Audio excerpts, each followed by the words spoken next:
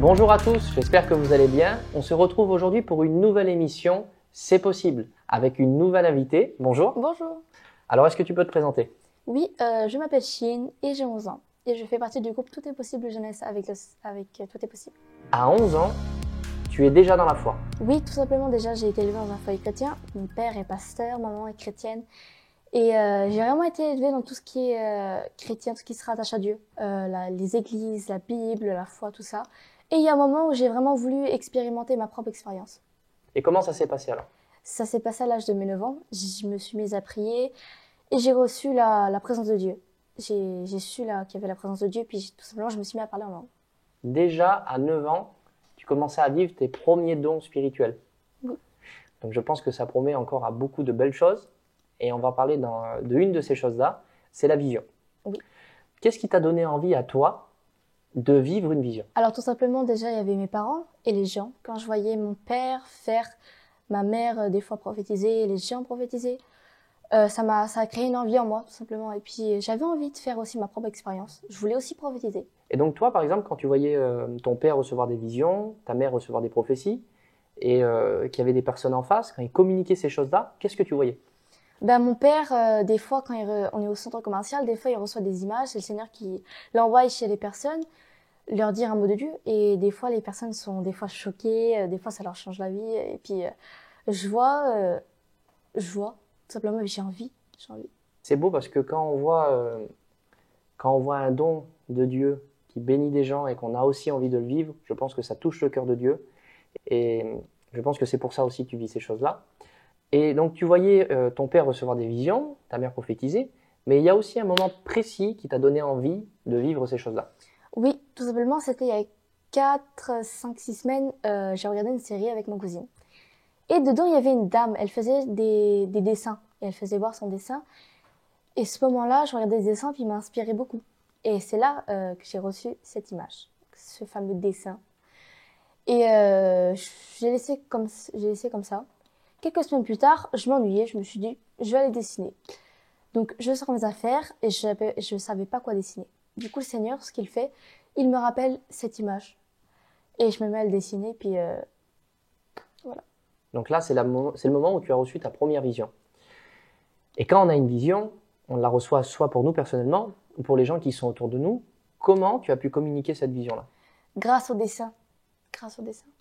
Donc ça a été ta manière de l'exprimer, mais par la suite de le communiquer à plusieurs personnes autour de toi. Ça s'est passé comment?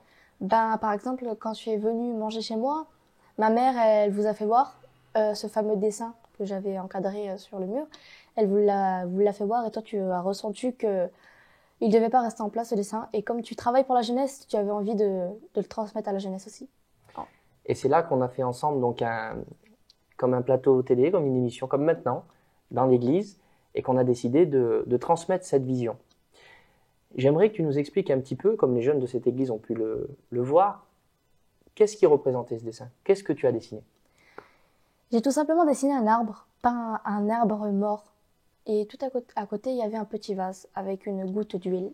Et je sais pas vraiment pourquoi j'ai fait ces gouttes d'huile, mais c'était dans l'image que Dieu m'avait donnée. Donc je l'ai fait. Et il y avait aussi une phrase que tu as écrite. Ah oui. Et du coup, j'ai fait un dessin et il fallait forcément un titre. Et le Seigneur m'a donné ce titre. Le titre, c'est La guérison est si proche. Alors, de la même façon qu'on a communiqué à notre église, au groupe de jeunes où on est ensemble, ce message, j'aimerais le partager aux personnes qui nous écoutent. Donc aujourd'hui, si tu regardes cette vidéo, j'aimerais te communiquer quelle a été la vision qu'elle a reçue. Je l'ai exercée au travers de la prédication dans mon groupe de jeunesse et j'aimerais aussi pouvoir te le partager. Quand j'ai vu cette image, que j'ai vu un arbre mort avec une goutte d'huile qui tombait dans un vase à côté, j'ai eu cette réflexion de dire mais c'est pas logique parce que je sais qu'une goutte d'huile, une goutte d'onction qui tombe sur quelque chose de mort redonnera la vie. Parce que j'ai confiance en mon Dieu. Et je disais, Seigneur, pourquoi cette goutte d'huile ne tombe pas sur une branche? Parce que si elle tomberait sur une branche, alors l'arbre refleurirait directement. Il reprendrait vie, il reprendrait des couleurs, il reprendrait de nouvelles feuilles. Et c'est là que j'ai senti Dieu me dire que s'il ferait ça, ça veut dire qu'il serait en train de faire une guérison de surface. Et c'est ce que j'ai vécu, c'est peut-être ce que tu es en train de vivre aujourd'hui. C'est que tu vas à l'église, tu passes un temps, tu es comme mort à l'intérieur, et parce que tu reçois cette goutte, ce temps dans l'onction, ce temps dans la présence de Dieu, alors tu as une guérison de surface, mais l'arbre continue à mourir. Et j'ai eu cette réflexion, c'est de dire on ne peut pas vraiment trouver une solution à un problème si on ne sait pas quel est le problème. Et un arbre ne meurt jamais à cause de ses branches. Il meurt toujours quand il a un problème intérieur ou un problème de racine.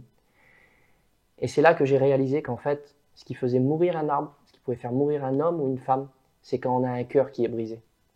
Je me suis souvenu que Jésus a dit qu'il est venu pour guérir ceux qui avaient le cœur brisé. Le meilleur cardiologue au monde peut s'occuper d'un homme, peut s'occuper d'une femme. S'il a un problème dans son cœur, il peut lui faire des régimes, prendre soin de son alimentation, lui faire du sport et remettre son cœur en ordre. Mais aucun cardiologue au monde ne pourra guérir un cœur brisé. Mais moi, je connais un cardiologue qui a été capable de guérir le mien et qui est capable de guérir aussi le tien. Et c'est Jésus. Il est celui qui peut guérir les cœurs brisés. Ça fait trop longtemps que tu es certainement dans des guérisons de surface, mais que tu as encore mal. Ce que tu as besoin, c'est une guérison de l'intérieur. Tu as besoin que Jésus vienne guérir l'intérieur.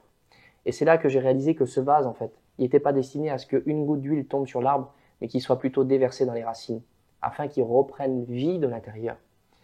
Et c'est de cette façon-là qu'on a présenté au groupe de jeunesse dans lequel on est, et on a vu, j'aimerais te poser la question, Chine, on a vu une dizaine de jeunes venir à cet appel pour avoir la guérison de ce cœur brisé. Et toi, quand tu as vu ça, que tu avais reçu cette vision, que l'Église t'a accompagné pour partager cette vision, qu'est-ce que tu as ressenti quand tu as vu tout ça? Tout simplement, j'ai été bénie de voir que mon dessin a béni des gens. Tout simplement. Et aujourd'hui, je pense que grâce à ce moment-là, on a pu aussi aider et accompagner beaucoup de jeunes à vivre ce que tu es en train de vivre. Est-ce que tu aurais un conseil à dire aux personnes qui nous écoutent, aux personnes qui nous suivent, qui peut-être se penseraient trop jeunes pour recevoir des dons de l'esprit, trop jeunes pour recevoir des visions? Est-ce que toi, tu as quelque chose à leur dire par rapport à ce que tu as vécu? Oui, des fois on croit que les visions sont destinées qu'aux adultes, mais pas du tout. Les visions sont destinées à tous. Et comme moi, j'ai 11 ans réellement, je suis un enfant encore, et la preuve que j'ai reçu du coup des visions. Et tu peux faire comme moi, si tu as vraiment aussi envie d'expérimenter les visions, de recevoir des visions, tu peux très bien demander au Seigneur, et le Seigneur va t'accorder ce que tu lui as demandé.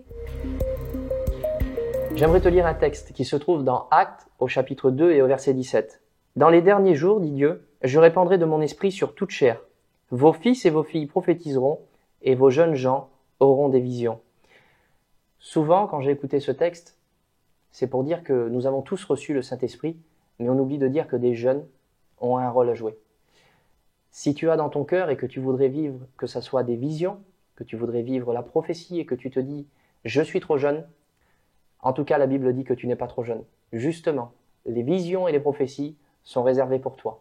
Donc, aie courage, prends foi, et tu peux commencer à prier maintenant et à dire « Seigneur, alors je veux prendre ce qui est à moi, je veux recevoir une vision maintenant. » Il te suffit d'une prière pour changer ta vie et faire comme Chine a fait, être un moyen de bénédiction pour les gens autour de toi et ton Église.